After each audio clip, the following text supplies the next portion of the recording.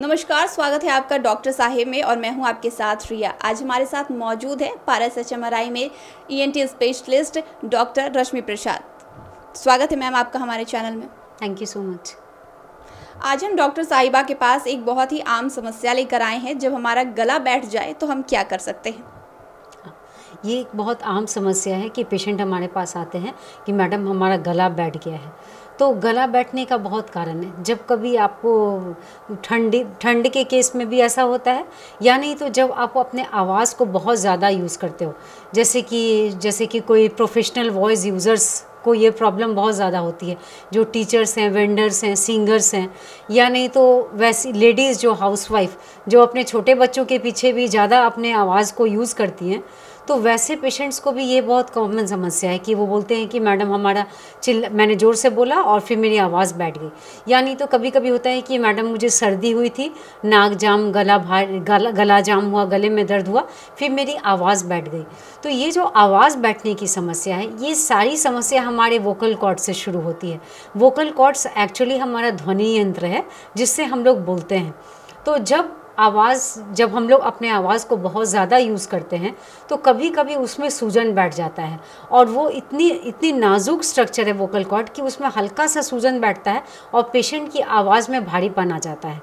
या नहीं तो बहुत सारे पेशेंट्स, जैसा कि मैंने बताया आपको, कि जो प्रोफेशनल वॉइस यूज़र्स होते हैं, तो वैसे केस में उनकी बोलने के मतलब ध्वनि यंत्र में गांठ हो जाती है, जिसे हम लोग वोकल कॉर्ड नोड्यूल बोलते हैं। तो वो नोड्यूल्स हो जाते हैं।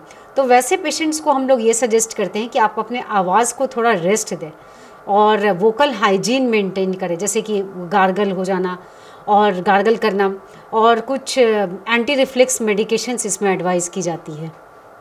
आपने बताया रेस्ट के लिए, तो रेस्ट कैसे दे, जो आराम के लिए क्या हो? तो ये जो वॉइस रेस्ट मैंने कहा, तो ये दो तरह की वॉइस रेस्ट होती है। जैसे एब्सोल्यूट वॉइस रेस्ट, तो एब्सोल्यूट वॉइस रेस्ट जो हो गया, जिसमें पेशेंट को हम लोग बोलते हैं कि आपको कुछ भी नहीं बोलना है।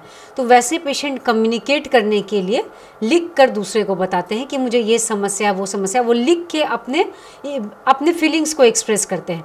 तो वैसा तो बहुत डिफ़िकल्ट है मतलब पेशेंट के लिए कि हमेशा वो एब्सोल्यूट वॉइस रेस्ट। बट जब ध्वनि यंत्र की जब सर्जरीज वगैरह हम लोग करते हैं, तो वैसे केस में रेस्ट देने के लिए हम लोग एब्सोल्यूट वॉइस रेस्ट 1-2 दिन का एडवाइस करते हैं। उसके बाद वॉइस रेस्ट करते हैं। अभी वॉइस रेस्ट का मतलब ये होता है कि आप अपने आवाज़ को कम यूज़ तो करें ही, वो तो चीज़ है। और दूसरा सबसे इम्पॉर्टेंट बात है कि वॉइस हमेशा आपकी नॉर्मल टोन में होनी चाहिए। ना तो आपको ज़ोर से बात करना है और ना ही धीरे धीरे फुसफुसा के बात करना है। ये जो हाई पिच और बिलो लो पिच, ये दोनों हमारे वोकल कॉर्ड के लिए ठीक नहीं होता है।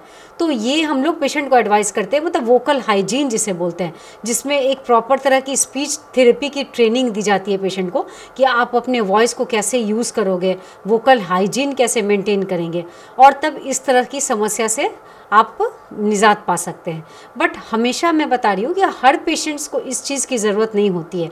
जनरली आपका किसी ज़ुकाम से, या आपने ये नोटिस किया है कि 4-5 दिन से ही हमारे आवाज़ में भारीपन आ रहा है, तो कुछ ऐसे घरेलू उपचार है जैसे कि वॉइस रेस्ट, जैसा कि मैंने आपको बताया कि वॉइस रेस्ट तो बहुत बेनिफिटेड होता है। वॉइस रेस्ट का मतलब क्या है कि आपने अपने ध्वनि यंत्र को रेस्ट दिया। तो जब भी किसी भी शरीर के हिस्से में जब कोई भी प्रॉब्लम होता है, तो क्या उसको करते हैं, उसको रेस्ट देते हैं। कहीं भी कोई घाव होता है तो बोलते हैं उसको रेस्ट देते हैं, उसकी ड्रेसिंग करते हैं। तो हमारे वोकल कॉर्ड का जब प्रॉब्लम हुआ है, तो हम लोग उसको वॉइस रेस्ट करके वोकल कॉर्ड को रेस्ट देते हैं कि उसमें हीलिंग की प्रोसेस अच्छी हो। इसके अलावा कुछ मेडिकेशंस देते हैं। तो वैसे हर पेशेंट को उस तरह की जब बहुत ही कम शॉर्ट पीरियड की प्रॉब्लम हुई है, तो वो इस तरह से लोकल ट्रीटमेंट करने से ठीक हो जाता है। बट अगर ये भारीपन लंबे समय से है, जैसे कि 5-6 महीने से ये समस्या है और ये समस्या धीरे धीरे बढ़ती जा रही है, यानी तो कुछ पेशेंट्स ऐसे आते हैं कि 1-1.5 साल से शुरुआती दौर में उनकी समस्या ये थोड़ी सी थी, अभी धीरे धीरे बढ़ रही है और ये समस्या बढ़ती ही जा रही है, तो वैसे केस में हम लोग पेशेंट का वोकल कॉर्ड का एग्जामिनेशन करते हैं।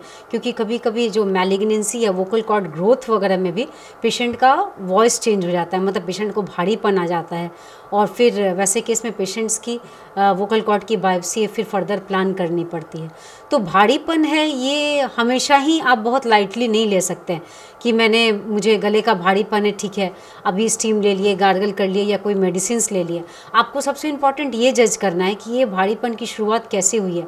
आप अपने आवाज़ को ज़्यादा यूज़ करते हो, जैसा कि प्रोफेशनल वॉइस यूज़र्स, या नहीं तो आप अपने घर में वॉइस को ज़्यादा यूज़ करते हो, मतलब छोटे बच्चे के पीछे अगर लेडीज़ ज़्यादा परेशान होती हैं, या नहीं तो आपकी ये प्रॉब्लम सर्दी खांसी या बरसात में भीगने से, या नहीं तो कहीं कुछ खा लिया बाहर का, उसके बाद से भी जब सर्दी खांसी और गले में भारीपन आता है तो आवाज़ की समस्या हो जाती है, मतलब आवाज़ भारी हो जाती है या आवाज़ चेंज हो जाती है, जिसको हम लोग वॉइस चेंज बोलते हैं। तो ये आपको देखना है कि ये समस्या कुछ दिनों से चली आ रही है तो फिर ठीक है, अगर आप इस चीज़ का लोकल इलाज ले सकते हो और वो समस्या चली गई तो ठीक है। बट एक चीज़ मैं बता रही हूँ, अगर ये समस्या लंबी चली आ रही है, 5 महीने 6 महीने से आप देख रहे हो कि मेरी आवाज़ ख़राब है और आपने ये भी नोटिस किया है कि ये धीरे धीरे ख़राब होती जा रही है, तो वैसे केस में आप इस चीज़ को हल्के में ना लें और आप किसी डॉक्टर से परामर्श कर लें। अगर बात घरेलू उपचार की करें तो कौन सा घरेलू उपचार जो है सही तरीके से काम कर सकता है, अगर अभी ये आवाज़ बैठने की समस्या हमें हुई हो तो? हाँ, तो अगर मैंने वही, जैसे कि मैंने आपको एक्सप्लेन किया कि अगर आपको सर्दी ज़ुकाम है, गले में खराश है और आपकी आवाज़ भारीपन हो रही है, तो भारीपन अगर आपने महसूस किया है तो आप स्टीम लेंगे तो स्टीम अंदर तक जाता है। स्टीम इनहेलेशन बहुत बेनिफिटेड होता है, उसमें आपको कुछ बहुत पेशेंट बोलते हैं मैडम उसमें दवाई डालनी है, विक्स डालनी है, बिल्कुल नहीं, बस आप प्लेन स्टीम भी लेंगे ना, उससे भी काफ़ी फ़ायदा होता है। वो नाक में भी फ़ायदा करता है अगर आपका नेज़ल कंजेशन है तो, और गला का भारीपन है उसमें भी फ़ायदा करता है। इसके अलावा जो मैंने कहा वॉइस रेस्ट, आप किसी चीज़ को रेस्ट दोगे तो उसकी हीलिंग की जो प्रोसेस हो जाती है वो फास्ट हो जाती है, तो वॉइस रेस्ट इसमें देते हैं। स्टीम इनहेलेशन करने के लिए पेशेंट को कहते हैं, और हम लोग कुछ एंटी रिफ्लेक्स मेडिकेशंस चलाते हैं, उससे भी ये वॉइस की जो भारीपन की समस्या है वो धीरे धीरे ठीक हो जाती है। उम्मीद है डॉक्टर साहिबा ने जो आपको बातें बताई हैं वो आपने समझ लिया होगा। फिलहाल के लिए इतना ही। हमारे चैनल को सब्सक्राइब करें, फेसबुक पेज को लाइक करें। साथ ही डॉक्टर साहिब से आपके क्या सवाल है हमें कमेंट कर या मेल के माध्यम से भेज सकते हैं। वीडियो देखने के लिए आपका धन्यवाद।